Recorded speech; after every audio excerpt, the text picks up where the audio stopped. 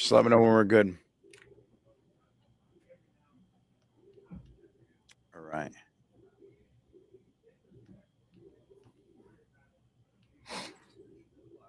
Beautiful.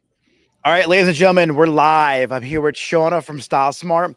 And if you watch my channel, if you watch my videos, you know that I always talk about virtual assistants and buying back your time and honestly delegating those $10 an hour tasks so you can be doing 300 an hour highlights. And Shawna has an amazing company. And I got a chance to meet her, like, what was it, 2 weeks ago? Yeah, like 2 weeks ago. Yeah. So I use virtual assistants from Upwork and I use a lot of other platforms, but they're not specialized in our industry. And so she has a company with virtual assistants who can completely offload your front desk, your posting. I mean, the assistant that you put me in touch with, she does video editing for me. She helped me with some of that stuff. So take us into like how you got into it Okay. and let people know the benefit of actually offloading the front desk to somebody else. Yeah. So I started Style Smart VA out of a need that I found in my own business. So I'm a hairstylist. I still work behind the chair. And so I was getting really overrun with client communication, right? My hands are in hair. I'm working right behind the chair. And then after a long day of work, I'd have this backlog of client communication that I had to reach out to. And we all know that every client that reaches out to our business is money in our pocket. And so I added it up one day. How much money was I losing because I wasn't great at client communication? And it was $2,400 for 1 month. And that's a lot of money. And so I was like, I have worked with virtual assistants before I went into the beauty industry. I did real estate for 7 or 8 years. And I worked with virtual assistants as a property manager. And so when I was out at the property, my virtual assistant was doing work orders and tenant applications and helping with different things. And I was like, if I can figure out how to work with a virtual assistant as a Realtor. real estate agent, then I can figure out how to work with a virtual assistant as a hairstylist. And so I began to write. I wrote out on a sheet of paper, front and back. It was one sheet of what would it look like if I had a virtual assistant. I found somebody and I was like, this is what I need. I got them logged into my booking software. I got a phone system, my social media accounts, anywhere that people were communicating with my business. I got her logged into it. And I just was like, trial by fire. I'm going to log out and see if it works. And so it did. It worked really well. She put the credit card on file for my client. She communicated my client's policies. My clients knew where to go and when to be there. And after a couple of months of it really working for my business, I began to develop my one sheet of paper into a full training process for virtual assistants to kind of help them understand what is the need of the beauty industry. And then a step further, what makes our industry so special is our connection that we have with our clients and making sure that they understand how to nurture that. Yeah. The one thing I love having the offloading of the front desk and the phone ringing and the client communication outside of the salon is it allows the person in the salon to communicate without distraction. And so the bottleneck in a lot of salons is no one sells retail, no one's buying retail. Yeah. And that shouldn't be. Retail is something very simple. So what I use my front desk person for now is almost like a concierge. They walk up to the stylist. Hey, Jennifer, what'd you use on Barbara today? Is there anything you need me to get from the front for you? Hey, Barbara, last time you were here, you bought the Kuhn style wax. How did you like it? And she's taking notes. And so it makes a very efficient experience for the client because you're getting detailed feedback on what products worked, what didn't work, how people like their coffee. And there's so much more attention being paid to the client and their experience rather than stopping, let me get the phone, let me handle an email, and having that offloaded out of the salon for a super affordable rate. It's just amazing. So client retention is I would say going to go up because of having a virtual assistant, not the other way around. Yeah. And it's all about the processes that you put around your virtual assistant, right? It's about the way that you implement them, the way that you bring them into your business, the way that you communicate things about your business to your virtual assistant, which sets them up for success so that they can handle that guest experience that happens outside of the salon, right? It allows your in-house staff to really focus on that guest experience that lives in the salon. And then we get to focus on that experience outside of the salon because they're outside of our salon they're in our salon for 2 to 3 hours every 6 to 12 weeks. Yeah. And then there's that 6 to 12 week gap where there's nothing. And so we help kind of handle that period where they're not in the salon. And we just do it based off of what makes your business your business. What are your policies? How often do you want us to reach out to your clients that haven't been in, right? And we build between you and our virtual assistant, we build this flow of how do they work with your business to ensure that your clients are always taken care of. The mindset shift I want people to think, it's not a virtual assistant. Like they're an extension of your front desk. They're a team member. Yeah. And so whenever I work with any virtual assistant, quote unquote, they're just an extension of my team. Like I have I could probably share my screen now and show you, I think 11 or 12 people I work with throughout everything that I do. And they're team members. Yeah. I know when their birthdays are. I know like exactly what's going on with their daughter. Her daughter just turned 16. Like they're part of my team, just like anyone else who's actually in the salon. Yeah. It's really hard, I think, for people to grasp that you can hire someone on the other side of the world or, you know, on the other side of the country or down the street. Yeah. And have them still be efficient. And how do you trust them with stuff? Yeah. It's not that hard to do. Like, please, give us some negative feedback. The best way to build trust, one is communication, right? Is communicating the right things that you want done in your business. But then that also means that you as a business owner have to know exactly what you want your virtual assistant to do. You have to know these things that you need to offload to your virtual assistant, right? Front desk communication. Helping us order inventory. And this is how I want it done. Because when you as the business owner knows exactly how everything is supposed to be done in your business, you can identify where the chinks in the chain are so that you can go in and you can like fix them. And so when you know what it is and you can communicate that with your virtual assistant, and then they can follow the flow and the process, then you get to kind of sit back and help manage from above versus like working in it. But you have to know your business to really do some upfront work. Do that. And honestly, offloading this made me better at my processes and my procedures. Yeah. And I was pretty dialed in already, but I wound up creating a handbook for every stage of my business. So I can also offload that to her. And then she could get some context of how we operate, what our core values are, what our mission is. Just not even with the front desk stuff, but even how my stylist should act, even how my assistants, my training program.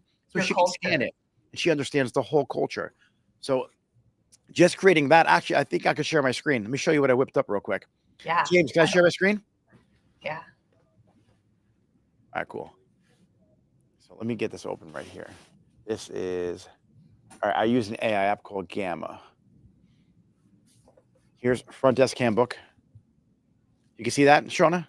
I cannot see it yet. Oh, she can't see it? Look, I didn't share it yet? All right. I thought I did, James. Oh, present. There we go. Here. I hit enter. Now you got it, right? Yeah. All right, cool. And right here. Well, I'm whipping up this PDF. Opening procedure, closing procedure. That's basic stuff. Greeting policy. Yep. Phone consultation dialogue, pricing conversation, phone etiquette. Like I wanted to create something that was going to help her and just really support her from our booking policies if there's an error. Yeah. And then from here, I was like, let me just keep on going. And I wound up creating this for the PMA that I run. Operations guide, what our mission is, our core values, hospitality philosophies. And so she has a really good understanding. And now my team is all dialed in now too. Yeah. What's her experience? What do we want to like? What do we want to be known for? And so I just whipped this up in the past, like probably week, a late policy. So she understands if someone's calling and they're late, we may have to put you with somebody else. And so by bringing on a front desk that's virtual, it had to really get me dialed in on everything that I'm doing in the salon. Yeah. So I didn't really think it was going to help me that much, but it kind of. Go ahead. I feel like the one thing that people feel like about control, right? Because you're giving control away, right? But the more you understand what you're doing and the better you get at like offloading things, the more control you really do have in your business. Because just like you said, you had to go in and make sure that everything from the verbiage to the way you want late people who are coming in late to be handled, like you just dialed it down. So now you have even more control in your business because now you know how to communicate that with your entire team. Everybody who comes onto your team can look at that policy and know exactly how you handle different scenarios of late. And from the front desk to the shampoo tech to the stylist to the virtual assistant, everybody's on the same page. And so when you can have that kind of control that you can delegate, then you can really start playing chess with your business. Yeah, no, it's true. Yeah, I did it with my online stores. I've done it with everything. And then because I was in a salon, I was an owner operator. I just recently stopped doing hair. It was me. I was there. When someone had a question, I would give them an answer. Yeah. And I'm a big believer in the camcorder method. And do you know what that is, by the way? Is it where you record as you do things? Yeah, you record everything. And then I've been doing that for so long when it came to like web design or something I needed done with my front desk. Like I recorded how to book an appointment for my online booking software for clients. Then I wound up driving to my salon from the east to west to north to south from different locations because we have a really hard to figure out complex where we're at. Yeah. And so I would drive into my complex exactly to my salon on video, and that would go in our email we sent out for first-time clients, so they knew how to get here based on where they were coming from. I was like, shit, I just didn't do this for the front desk, and it should have been done. Yeah. And like sometimes you don't realize you have to do it because you were owner operating. You were doing hair and doing everything else. Yeah. And so sometimes the smaller details that are the easiest to offload become the hardest to offload because we're like, oh no, it's fine. I can just do it. Yes. And then so taking that week to like get everything into this playbook, now you have this resource that can save you time for the rest of your career. Well, it's a domino effect. Because now I'm like, what else can I do this for? So I have a video going out for my my Wi-Fi. If that goes out, what do you reset? What do you unplug? What are the phone numbers in the handbook? Who do you call? What's our account number? So I could be completely out of the country, and there's not going to be one thing that happens in my salon that there's not an answer to. Yeah, and what that allows you to do is become scalable. Yeah, at a large capacity. Yeah, because I got to like, but now we have 4 locations. 1 affiliate location, and I want to get to 10. Like the goal is 100 stylists by the end of the year, all averaging 3,000 a week. That's the goal. Yeah. And I wanted to do that last quarter last year, but I couldn't do it because it was broken, my onboarding process. It could only handle like 1 or 2 people. Yeah. But to grow at that scale, it has to be dialed in. Yeah. So they say that missing piece. I don't know if you've ever heard this, but when you grow by 3s, you should be looking at your entire processes and rehabbing the entire thing with the intention to grow by 3 again. So like if you have 10 stylists and you want now to like grow by 3, you need to make sure that your processes to bring on those stylists can handle bringing on 30 more stylists. Yes. And then when you do that, you rebuild it again. You change it. You take what you learned build it, those last 10. Yeah, theory of constraints. Yep. Yeah. And then you build it again, not this time for 30, you build it now for 120. 90. Yeah. What is it going to look like to build up or whatever, 90? Yeah. What does it look like? And so once you can kind of put that into perspective, you can start creating processes for your business and be like, it's fine. I'm creating this process and I'm going to break it.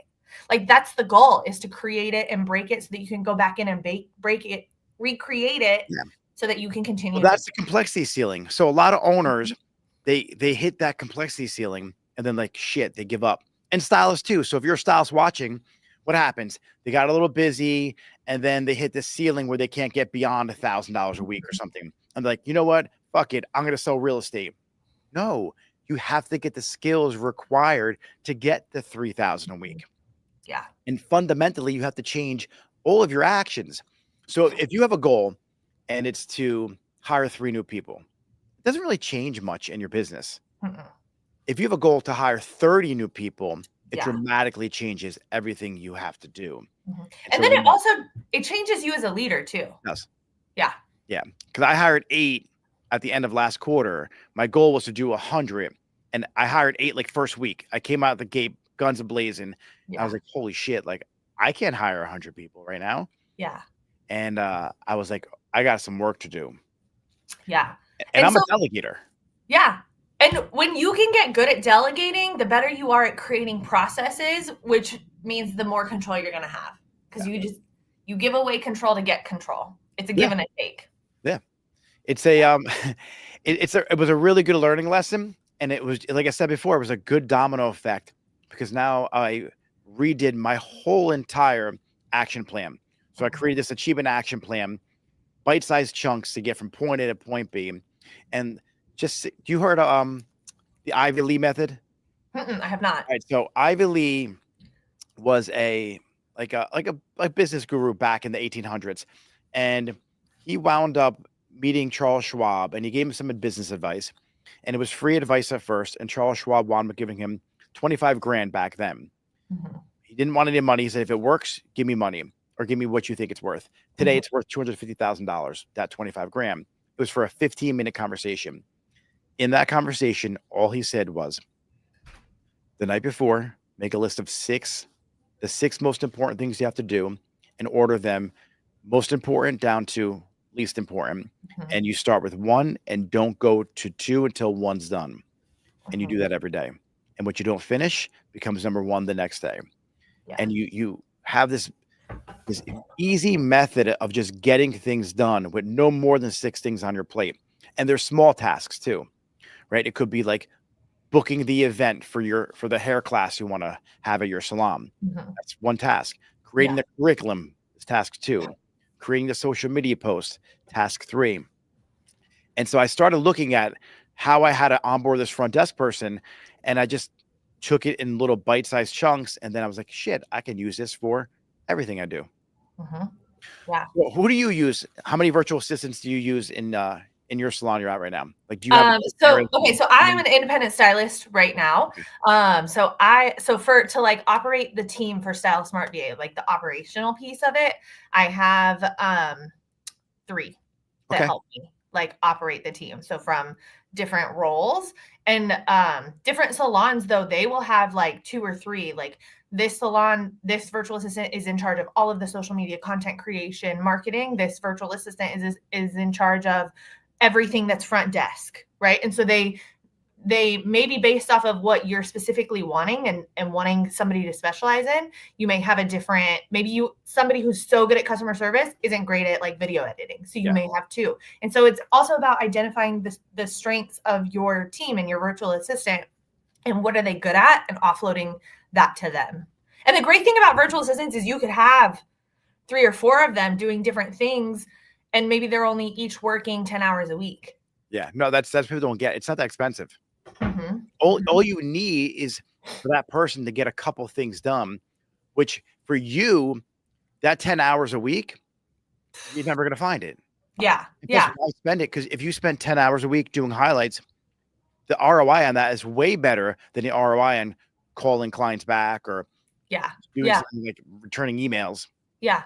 It's a lower, it's a super important task, but it's just that lower like level task. It doesn't pay me as much as doing highlights. So yeah, I'm going to offload it. If it doesn't align with what my like skill set is, right? My highest paid skill set, then I need to like let somebody else do it. Another thing I offload is things that don't excite me. Luxury as an owner, I live in a place of excitement. So the only things I do are things I'm excited to do. And so if you're an owner and you're not excited to run the business side of things, but you opened a salon and you wanted to control the culture, but you hated where you worked, you could still just do hair and delegate all the managerial tasks. If that doesn't excite you, if the business side of things, the bookkeeping, delegate it. You still have to inspect what you expect, but you could just spend most of your day doing hair, hanging out with clients, and then once a week you meet up with your team, go over the numbers, what happened last week, where are we heading with this, where are we going with that, and then you're back to doing hair again. You don't have to do anything. Technology, like the next time someone tells me they're not good at technology, I want to choke them. Like go to YouTube, watch the video, but hire someone who's really good at technology. Have them edit the video for you. So it's the virtual assistant world, I think, is exploding right now. And it is. If you're not going to utilize this asset, having a virtual assistant, you're going to be left behind. It's like not using AI. Insane. And that's another thing, because everyone's like, well, how's their English? Because I have people from, Philippines, India, Nigeria, all over the world.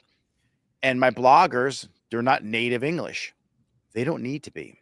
Yeah. You can literally write a blog in Spanish, Tagalog, Japanese, have ChatGPT Translate it. restructure it, translate it for you in English with SEO, with the Mhm. proper H tags, and now your blog's done. Yeah. It's such an amazing time to be a hairstylist, especially because we went through this phase before AI, before virtual assistants, before Zoom calls, where you can actually communicate with these people relatively simple now. Mhm. And you had to do all the things. There was like that small window about 5 years ago when you were on your phone all day, creating content, doing emails, pulling your hair out, Yeah. dealing with clients. You don't have to do any of that. That's literally 5 years ago. That's like when I started working with my first virtual assistant because I was like, it's so overwhelming and I want to do hair. Yeah, I don't want to play on a computer all day. I do. That's why I do it all day. But yeah. You get to a point where you're like, actually, this is kind of fun, you know? so what are the concerns you hear a lot when you're speaking to people and they're trying to get your assistance with what do I do? How do I hire an assistant? What are the fears people have? Like unpack that for some people listening. A big thing is the fear of control, and I think we've kind of nailed that one in. But I think the other one is just not knowing what is it going to look like? What is it going to feel like? Are my clients going to feel taken care of? Right? Like, because that's a big one. How are my clients going to feel and interact? This is a real person and they are representing your business. So they need to know those things about your business that make your business unique, your greeting, the way you handle customers, the way how you like the verbiage to be talking to your clients. And so the thing is because you get that direct line of communication with your virtual assistant, you get to coach them in those things that you like to hear, the verbiage you want your clients to hear from the phone call to when they walk into the salon. It's all got to be consistent. And so having that person it's not a call center, right? That's not what we do. We don't do call center. So like everything is dedicated to you and your business. And so just having that understanding that if there's ever an issue, all I have to do is talk to them. They're another human being and we can figure it out and we can correct it. And then what if they don't work out? Well, the great thing about working with Style Smart VA is that we have a pool of virtual assistants that are already trained in like the beauty industry. So they already have go ahead. So guys, if you're listening right now, ask any questions you have. James, pull up the chats and let me know any questions. All right, cool. Shawna. Yeah. So when there is a problem and like someone just goes rogue, there's an issue with a virtual assistant. What's the protocol? How fast do you get another person in there? So typically we want to first we want to figure out where was the issue. Where did the issue lie? Was there a gap in communication? Does this just need to be a process that gets reconfigured? Process problem or people problem, right? Yeah. What is it, right? You got to kind of figure it out. And so we have an account, like if you come on, you will have an account manager that helps kind of identify and pinpoint those things. But let's say it's not the right fit, not the right person in the right seat. What we do is we have our virtual assistant match cards and we will just send you more match cards for virtual assistants that are available.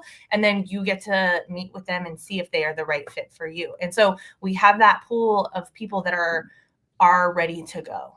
All right. Busy salon though, like virtual assistant disappears. So we have virtual assistants that we can like fill in pretty quickly. And so it's just about, you have that document. We have an onboarding document. We do like a meeting with you. We learned about your business, the different things, what softwares we need. We just take all of that information and we drop it into the next virtual assistant. Very nice. Because that's the problem with Upwork. Because I've worked, I coach on this too. Yeah. So one of my clients, he's a stud. He got a virtual assistant do his inventory, his color ordering, all his emails, all client communication. And the guy was phenomenal for a couple months. And then something happened. And so because there was no agency helping him, he had to go now find another person.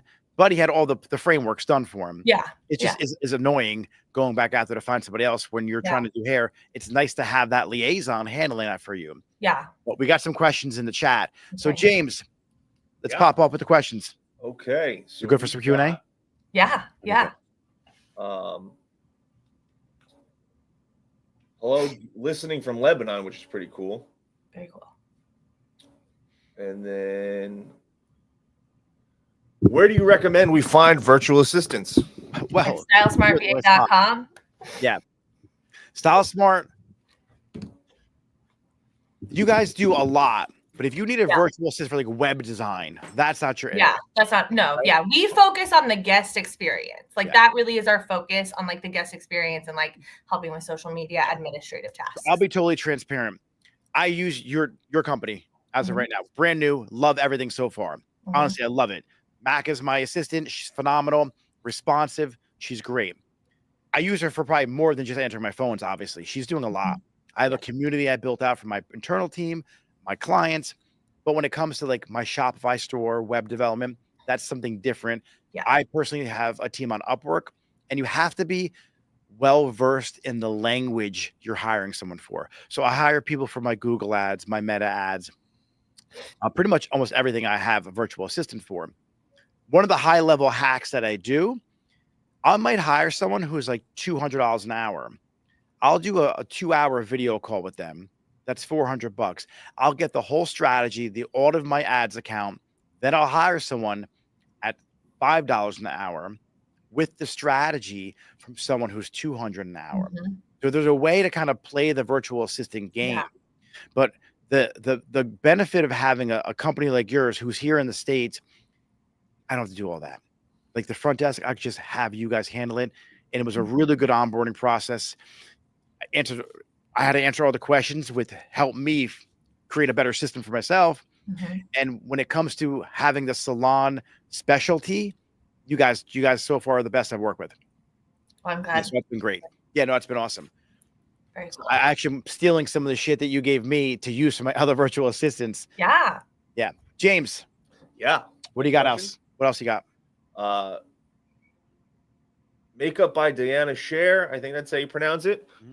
What booking app or platform do you recommend to use?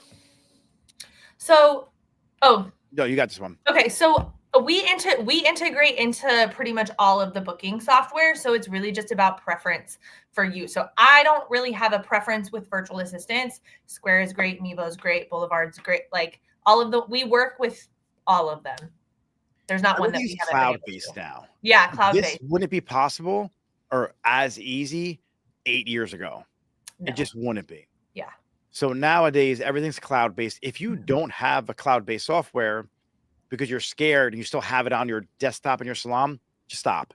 Yeah. Just switch to the cloud-based. It's so much easier. You can remote in. It's simple. It's not going to go out on you. Updates as they're happening very quickly. So you're always on kind of the edge of technology. You're never behind. It integrates with your calendar. It's just it's so much more simple. I personally use Fresha. That's my booking software. I've used a lot of them. Fresha, from an expense standpoint, it's, I think, one of the least expensive, but it can get up there when you add all like the bells and whistles and everything it does. Yeah. But I think it's free for just booking. And then you pay for text messages and email marketing and everything adds on. It's a solid software. The reason why I like it is if you have multiple locations, it's way more cost effective. I have 6 locations in there, or 7, because I have my podcast studio that I utilize, that I have a physical therapy practice that I use also, that I'm a partner with. And so I have all that in Fresha. I'm not paying extra for each location. And then I have 70 plus employees. So some software you pay per employee as well.